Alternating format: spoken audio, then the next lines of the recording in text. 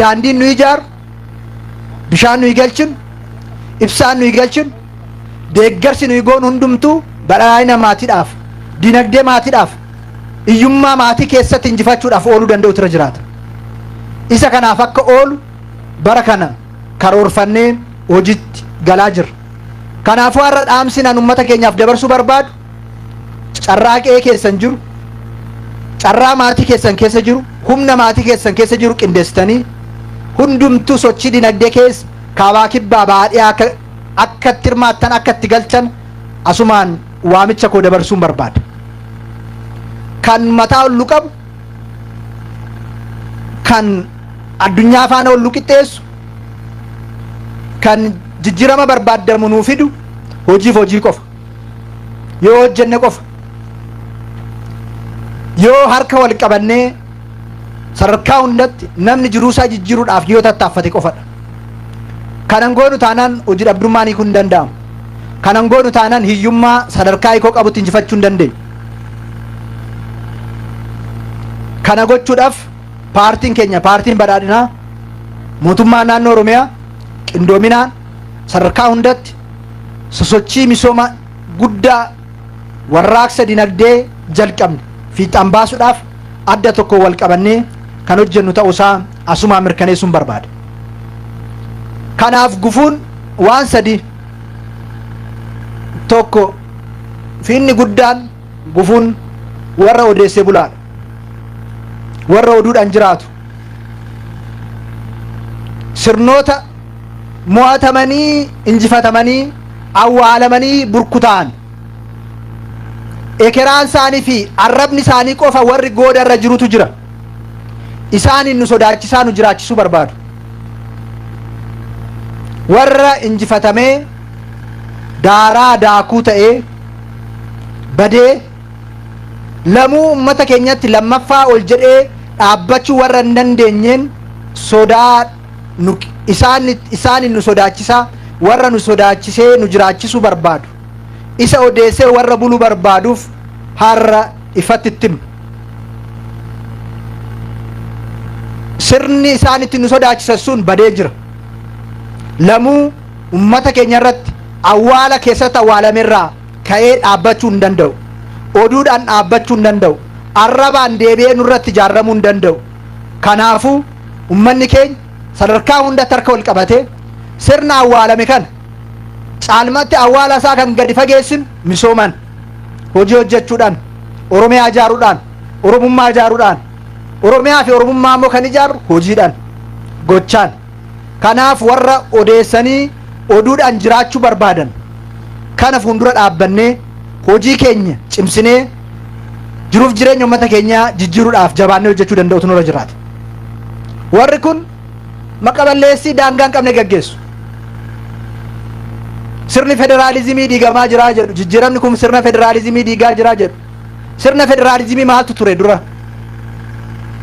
Har'a immoo ummanni keenya hiree argannaan diigamaa. Sirna federaalizimii diiguudhaaf kan naannoo dabalataa ijaaraa jiru, kan Sidaamaan naannoo akka argatu kan godhameef, naannoleen biroo dabalataa kibbarratti akka ijaaraman kan godhamaa jiruuf federaalizimii diiguudhaafi olola sobaatiin maqaballeessiidhaan sirni diigamu hin jiru. Warri odeessee bulaan dhaabbatanii odeessu, nu immoo pirojektoota jalqabne xumuraa, pirojektoota haaraa jalqabsiisaa ummata keenya imala badhaadhinaa keessa galchinee jijjiirama barbaadamu biraan ga'uudhaaf tattaafannee hojjenna. Nuti warra imaanaa ummata keenyaa milkeessu malee warra federaalizimii dhugaa, dimokiraasii dhugaa kana qofa oduun ta'an immoo badhaadhina sirrii jiruuf jireenya ummata keenyaattiin lafa qabsiisnu malee warra odeessee bulaa faana duubatti qofa yaadaa warra jiraatu miti. Isa kaleessarraa hin baranna, isa kaleessarraa hin hubanna, har'aaf boruuf garuu hojjechuu danda'u nurra jiraata. Har'a gaarii gochuudhaaf, boru egeree ummata keenyaa immoo guutuu gochuudhaaf ummanni hundumtuu harka wal qabatee hojjechuu danda'u irra jiraata. Kanaaf warra odeessanii oduu jireenya godhatan dhiisnee harka wal qabannee hundumtuu carraa ammaa jiru kana jiruuf jireenyatti jijjiiruudhaaf jabaatee hojjechuu danda'u irra jiraata. Rakkoonni lammaffaan hattuudha. Hattuudha. hattuun keenya warra sa'a jalaa jabbilee fi aannan hatanii miti, warra aannaniif jecha sa'a qalanidha. warri kun warri caasaa mootummaa keessa jiran, caasaa mootummaa immoo bitatanii qabeenya dhuunfaa isaanii godhanii warri alaa kanatti daldalan hunda isaanii keessoo keenyaa xaragaa balleessaa, hattuu iddoo dhorkaa, warra sa'a qalanii aannan argachuudhaaf deeman kana balleessaa, iyyummaa uummata keenya irratti kanaan warra ijaaranii ofii irratti silmii ta'anii warra jiraachuu barbaadan kana irraa buqqisaa, caasaa keessoo keenyaas keessaa xaragaa jiruuf jireenya uummata keenyaa jijjiiruudhaaf jabaannee hojjechuu danda'u nurra jiraata. Hattoon gaafa tuqaman sabboonaa ta'u, gaafa tuqaman oromummaan itti dhaga'ama. Sabboonummaan oromummaan ofiif ta'uu dhiisanii kaaniif dhaabbachuudha, dadhabuudha, dafquudha malee duulaa miti. Tapha diraamaa televezyiinaa fi feesbuukii miti sabboonummaan. Sabboonummaan qe'ee qonnaan bulaa Oromoo jijjiiruudha, qe'ee horsiise bulaa Oromoo jijjiiruudha, jiruuf jireenya uummata keenyaa jijjiiruudha. Kanaafuu warra hattuu hanni isaanii gaafatti barame utuu manni keenya gadadoo keessa jiraatu, utuu manni keenya miileenaan lakkaa'amu beelaan deeggarsaan jiraatu, warra biyya keessaaf biyya alaatti qabeenya uummataatiin ijaarratanii jireenya isaanii jireenya biraa godhanii jiraatan baachaatti fufuu hin dandeenye. Kanaaf hattuun hin baddi, Oromiyaan immoo hin badhaati.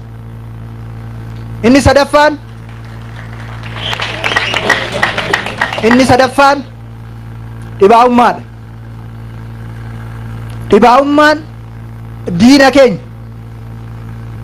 Namni martuu boqonnaa malee hojjechuu danda'u irra jiraata. Halkanii guyyaa tattaafachuutu irra jiraata. Qonnaan bulaan keenyaaf horsiise bulaan keenya kanaan dura imaammanniif tarsiimoon jiru hundumtuu faallaa isaa ture. Bara kana amma yoonaa qonnaan bulaa keenya jijjiiruudhaaf seerota, hojimaatota, imaammatoota hunda jijjiirsisaa jirra. Qonna keenya makanaayzeeshiniitti jijjiiruudhaaf haga guyyaa har'aa tiraaktarri 417 qoodamee jira. Tiraaktarri 430 amma galaa jira. Kombaayinara 80 ol galchaa jira. Kun ganna kana hunda guunne itti fufsiisna. Kilaastara bal'inaan Oromiyaa keessatti 300,000 akkas ture, bara kana miiliyoona 2 ga'uudhaaf tattaaffii cimaa qonnaan bulaa keenya faana gochaa jira. Waa hundumtuu qonnaan bulaa keenya jijjiiruudhaaf ooluu danda'u irra jiraata. Dhimmi uummata magaalaa dhimma sadarkaa lammaffaa irratti ilaaluudha. Sadarkaa tokkoffaa irratti kan ilaalu dhimma qonnaan bulaa keenya, dhimma horsiise bulaa keenya. Abbaa biyyaa ta'etu jiru, abbaa qe'ee ta'etu jiru, waa hundi faallaasaa kan dhaabbate qonnaan bulaa keenya, horsiise bulaa keenya, abbaa biyyaa isa jijjiiruudhaaf kallattii hundaan jabaannee hojjechaa jirra. Keessattuu qonnaan bulaan muuxannoo waan qabuuf, humna waan qabuuf, qe'ee waan qabuuf, lafa waan qabuuf, ijoollee baratte waan qabuuf kara investimantiitti ceessuudhaaf cimina addaati mootummaan naannoo Oromiyaa hojjetaa jira. Hanga guyyaa har'aatti qonnaan bulaan 2,481 eeyyama investimentii fudhatee deeggarsa mootummaan godheen lafa bilisaan liizirraa fi kiraarraa bilisaan akka kennamuuf godhamee qonnaan bulaan keenya investara akka ta'u akka hojiitti galu taasifamee jira. Kana qofa oduu hin taane qonnaan bulaan investarra amma yoonaa Oromiyaa keessa jiru warra biyya alaa dabalatee 10,000 qofa. Barana qonnaan bulaan nu investimentiitti galchuudhaaf hojjechaa jirru 10,000. Waggaa tokkotti investara waggaa 30 Oromiyaa keessatti 10,000 ijaarame, waggaa tokkotti qonnaan bulaa keenya 10,000 finnee isa faana wal qixxeessina. Waggoottan dhufanitti immoo xiyyeeffannoo kennine deeggarsa goonee fi taaksirraa bilisa karaa ta'een akka inni socho'u goonee ijoollee isaa qabatee akka inni investimentii keessatti galu goonee galaanni investaraa akka dhufu kan barbaannu qonnaan bulaa keessa. ijoollee isaa barate qabatee qonnaan bulaan keenya investimentii itti galuu danda'u irra jiraata. Fayyinni kan dhufu bilisummaan diinagdee kan dhufu magaalaa keessaa miti baadiyyaarraa. Magaalota xixiqqoo amma parsantii 14-13 Oromiyaa keessa jiran kana galaana guddaatti jallisuu kan qabnu Oromiyaarraa, baadiyyaa Oromiyaarraa, qonnaan bulaa Oromoorraa, horsee bulaa Oromoorraa isaan kanarraatti jallisuu qabna. Isa kanatti jallisneeti Oromiyaa kan misoomsinu, isatti kanatti jallisneeti badhaadhina Oromiyaa kan mirkaneessinu. Kanaafuu mootummaan naannoo Oromiyaa humna jiruuf beekumsa jiru hunda xiyyeeffatee kan hojjechaa jiru qonnaan bulaa horsee bulaa keenya jiruusaaf jireenya isaa jijjiiruudhaaf. Kana goonee qe'ee maatii horsee bulaaf qonnaan bulaa keenya karaa investimentiitti galchaa oomishaaf oomishtummaan isaa bal'ina akka dabalu gochaa teknooloojiidhaan deeggaraa jiruuf jireenya isaa jijjiiraa deema. Kana gochuudhaan magaalota Oromiyaa kan Oromoo fakkaatan gochuu kan dandeenyu, Oromoomsuu kan dandeenyu. Har'a lafni manni jireenyaa kennamaa jiru, carraan hojii magaalaa keessatti uumamaa jiru kun hundumtuu caalmatti baadiyyaa kan giddu galeessa godhatedha. Baadiyyaan hoo cime qabeenyi baadiyyaa irratti uumame magaalonni keenya uumamaan uumaa isaanii abbaa isaanii qe'ee isaanii fakkaatu. Kanaafuu kana gochuudhaan magaalonni keenya cimanii magaalota keenya Oromoomsuu, magaalota keenya ummata keenya fakkeessu, magaalota keenya bakka namni hundumtuu bilisummaadhaan walqixxummaadhaan obbolummaadhaan keessa jiraatu gochuu irratti hooggantoonni magaalota keenyaa hojii amma jalqabame caalmatti cimsanii fufuu danda'u irra jiraatu. Bu'uuraalee misoomaa magaalota keessatti amma jalqabne kun caalmatti magaalaa qofa osoo hin taane qonnaan bulaa naannoo isaanii jiru akka deeggaran, caalmatti qabeenya dabalataa uumanii galii guddaan magaalota irraa galee baadiyyaan akka deeggaramuu danda'u kallattii sana milkeessuu danda'aniin jabaannee hojjechuu danda'u nurra jiraata. Kanaaf yaa sabaa jabaannee kan kaleessa irraa barachaa har'aaf egeree keenya aarsaan wareegamtoota akka kufee nafne fuulduratti ceessuudhaaf jabaannee halkanii guyyaa harka wal qabannee haa hojjennu. Tajaajila lammummaa ganna kana waamicha isiniif dhiyeessine hanga har'aa tattaaffii guddaa godhamaa jira, hojii bal'aatu hojjetamaa jira. Inni kun irree cimee akka itti fufu hundumti keessanuu Oromiyaa ijaaruu fi Oromummaa ijaaruu keessatti gahee keessan akka taphattan, akka lammii tokkotti lammii keessaniif dirqama keessan akka baatan asumaan waamicha koo isiniif dabarsuun barbaada. Ammaan booda Oromiyaa keessatti dhagaan bu'uuraa kaawwamu hin jiru.